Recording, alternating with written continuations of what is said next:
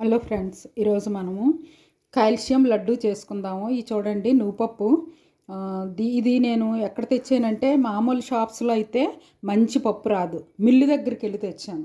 ఈ గానుగు చేస్తారు కదా, ఆయిల్ తీసే మిల్లు, అక్కడికి వెళ్ళి ఇస్తే మనకి లడ్డు చేసుకోవడానికి అని చెప్తే వాళ్ళు మంచిది ఇస్తారు.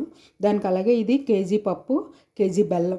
దీంతో నేను ఈ లడ్డు ఎలా చేసుకోవాలో నేను చూపిస్తాను. ఇది చాలా చక్కగా ఆరోగ్యానికి చాలా మంచిదండి. నరాల బలహీనత ఉన్న వాళ్ళు రోజుకు ఒక ఉండ తింటే నరాల బలహీనత పోద్ది. ఉదయాన్నే ఫ్రెష్గా లేవచ్చు రోజు ఒక లడ్డు తింటేని. ఇది ఇలా మీరు చేసుకుని తినండి. అలాగే పిల్లలకి మీరు పిండి వంటలు అన్నీ చేసిస్తారు కదా, అందులో ఇదొక్క ఐటెం చేసి ఇవ్వండి. ఇది కూడా రోజు తినండి అని చెప్పండి. అప్పుడు వాళ్ళకి కూడా మంచి ఆరోగ్యం ఉంటుంది. నడుము నొప్పులు ఏ నొప్పులు ఉండవు దీన్ని ఇలా చేసుకుని తినడం వల్ల. హలో ఫ్రెండ్స్, చూడండి, ముందు నేను ఇంకో వీడియో పెట్టాను, అందులో తర్వాత వీడియో ఇది.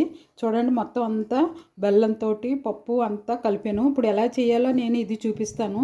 చూడండి, ఇది మిక్సీ చేసుకొస్తాను. ఇదిగో చూడండి, మిక్సీ పౌడర్ చేశాను. అందులో మనం ఈ బెల్లం ముక్కలు వేసేసి ఇది మళ్ళీ మిక్సీ చేసేస్తే అలా ముద్దలా వచ్చేస్తుంది. అలా ముద్దలా వచ్చిన దాన్ని మనము బాల్స్ చుట్టేసుకోవడమే.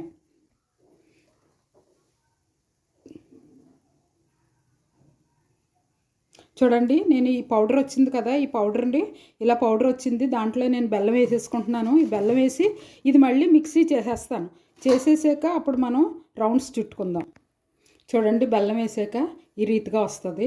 మనం ప్రతిదీ చక్కగా బెల్లం వేసి ఇలాగ చుట్టేసుకుంటే సరిపోద్ది. ఎందుకంటే కేజీ పప్పుకి బెల్లం కూడా 4 పావులు ఎన్నిసార్లు వేసుకుంటామో అంత పీసెస్ వేసుకుని చుట్టేసుకుంటే ఇలాగా కరెక్ట్గా ఉండలు వచ్చేస్తాయి.